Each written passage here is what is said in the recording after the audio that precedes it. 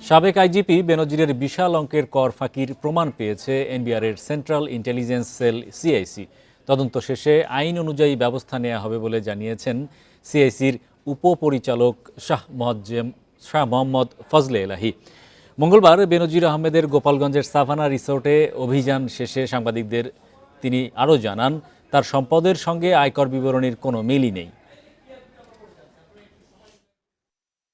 গোপালগঞ্জের শাহপুর ইউনিয়নে ৬১২ একর জমির উপর নির্মিত savanna eco resort and natural park, ১৪টি কটেজ ও ২০টি পুকুর নিয়ে অজপাড়া গায়ে গড়ে উঠেছে এই বিশাল রিসোর্ট।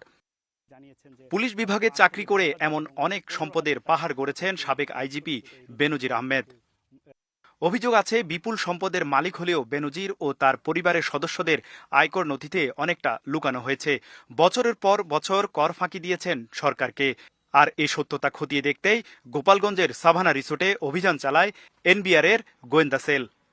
৪ ঘন্টার বেশি সময় অভিযান শেষে সিআইসি জানায়, বেনজিরের বিরুদ্ধে কর ফাঁকির সুনির্দিষ্ট প্রমাণ মিলেছে।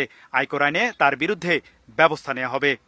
যখন তথ্য দিয়ে এটা স্ট্যাবলিশ করে ফেলতে পারবো, তার পরবর্তীতে ঊর্ধ্বতন কর্তৃপক্ষ নির্দেশনা অনুযায়ী যদি প্রয়োজন বোধ করি আমরা মামলার দিকে যেতে পারবো। তবে এখন আমাদের মূল উদ্দেশ্য হচ্ছে কর ফাঁকিটা স্ট্যাবলিশ করা, এবং সেটার জন্য যথেষ্ট পরিমাণ এলিমেন্ট আমাদের হাতে আছে ইতিমধ্যে।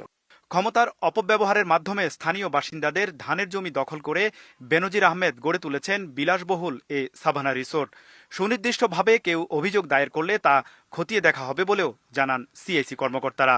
এই বিষয়টা নিয়ে আমরা যাচাই করছি না এখনো।